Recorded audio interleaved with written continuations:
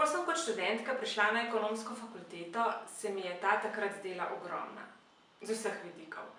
Velike predavalnice, veliko študentov, široki, dolgi hodniki, ampak kljub vsemu je tisti prvi vtis, ki ga je naredila fakulteta name, bil zelo pozitiven.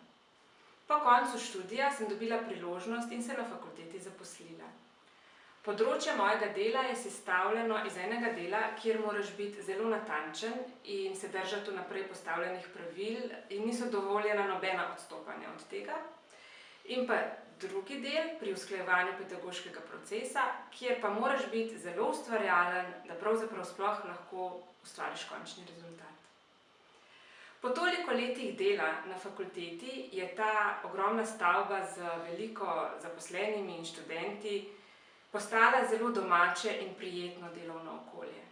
Osebno mi zelo veliko pomenijo dobri odnosi s sodelavci, zato si želim in upam, da bo fakulteta v prihodnje ostala predvsem prostor, kjer se bomo še naprej dobro počutili.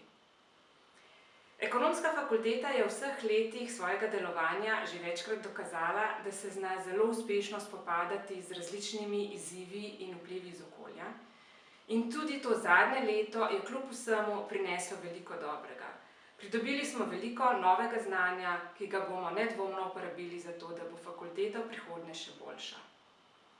Zato sem prepričana, da bo to ostal prostor za ustvarjanje novih idej, za druženje ambicioznih študentov, ki bodo s pomočjo mentorjev iskali odgovore na svoja vprašanja, in z vedno večjo mero interdisciplinarnosti in internacionalizacije bodo možnosti in priložnosti za to na fakulteti neskončne.